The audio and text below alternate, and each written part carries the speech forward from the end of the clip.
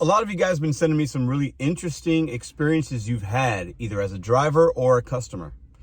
Shout out to a subscriber that sent me this right here. I'm going to read it for a second. I want you to read it first.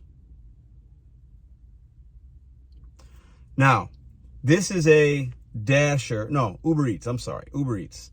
Okay. Let's read this, and I'm going to give you my very, very opinionated rant here in a second. This is a Uber Eats gig economy person named Kiara saying she's on an Uber bicycle. This is a communication from her to the customer, Ken. Hello, Ken. I'm headed to your food now. I hate to ask you, but you happen to have a couple of dollars? ? I am very low on gas at the moment. I know it says I'm on a bike, but I'm actually driving a vehicle. We'll get to that in a second.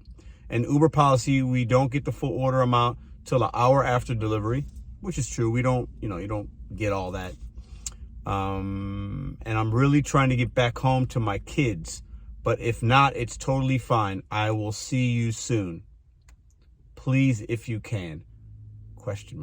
Now, this customer, subscriber, viewer, thanks for sending me this, tipped $7 is what he said. And then he gets this correspondence. Welcome back to Mr.BetonYou. Let's go in on Kiara real quick. Okay.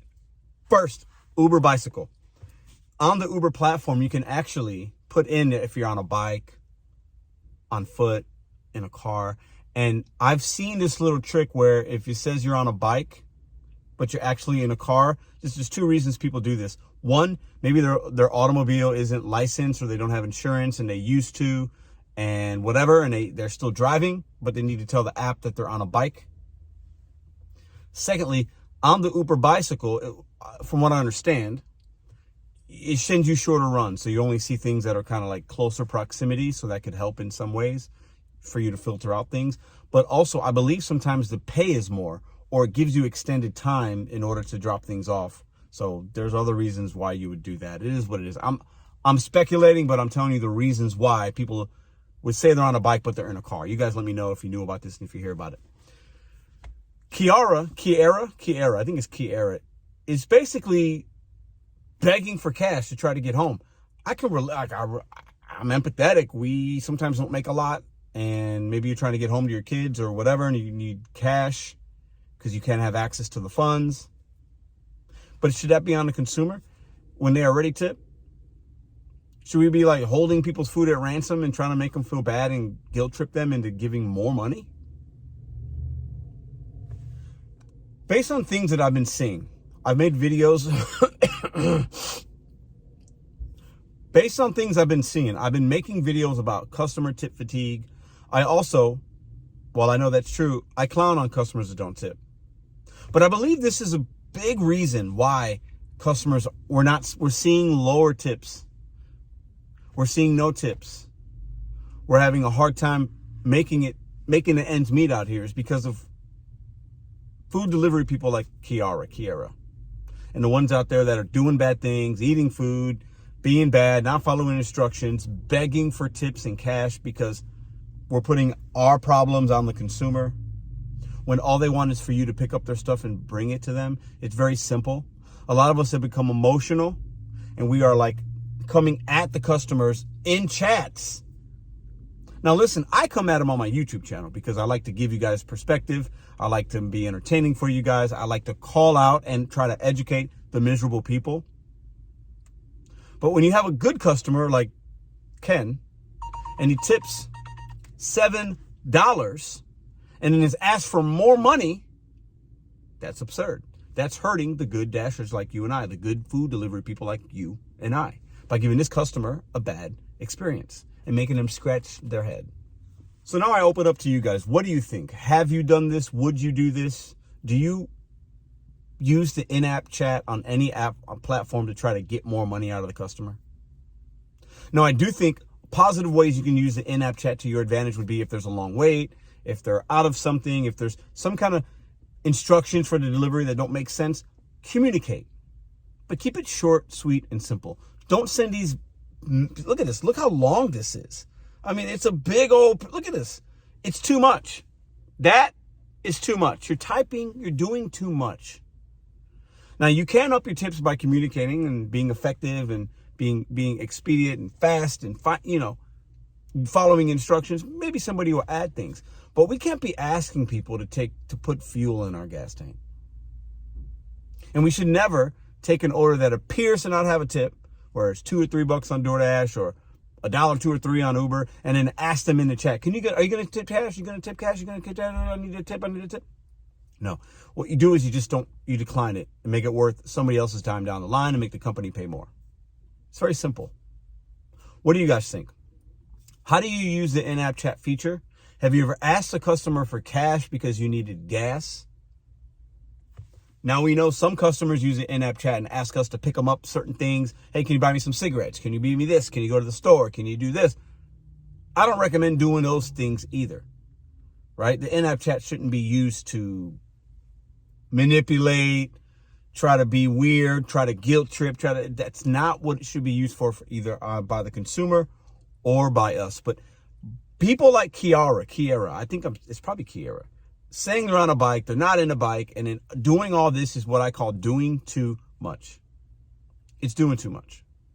And if anything, I get it. You're trying to get home, you need gas money. That's not this guy's problem. That's yours.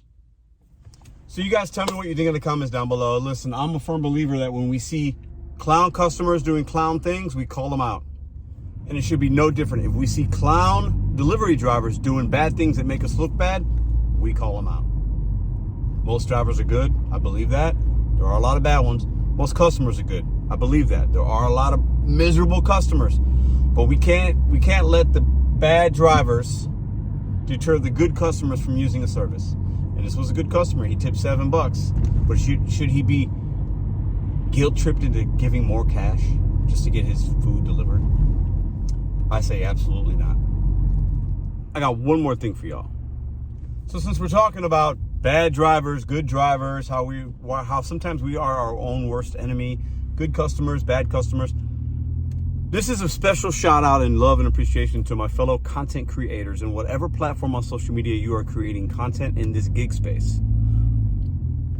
I thank you. We thank you. There are a lot of good content creators out here just offering their experience, their perspective, their information, tips and tricks, their level of entertainment for you. And there are some really, really, really good ones that outweigh the bad ones. And if you're a content creator and you're watching this, let me know in the comments down below. Where can people come find you?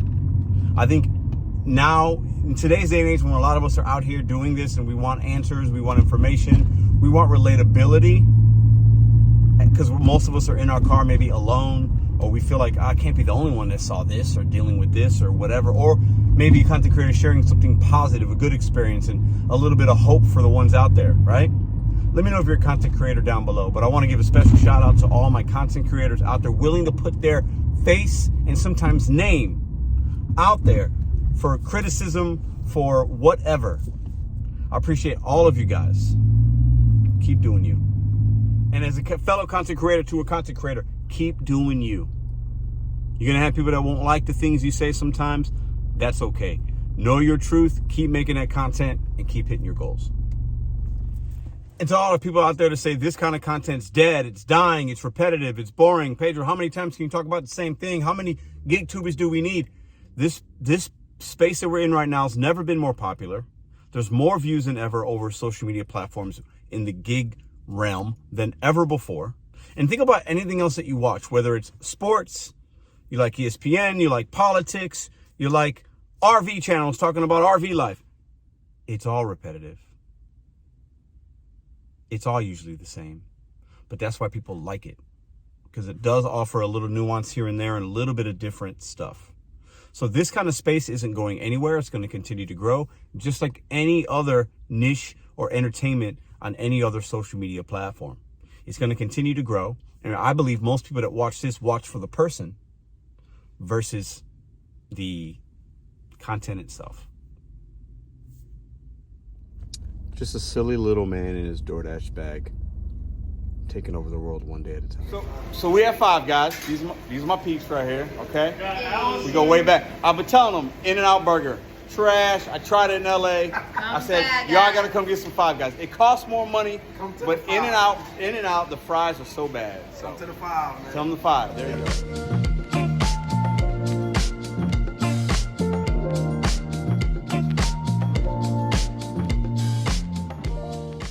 If you like this video or others, check out this one here. Consider hitting subscribe. Let me know what you think in the comments.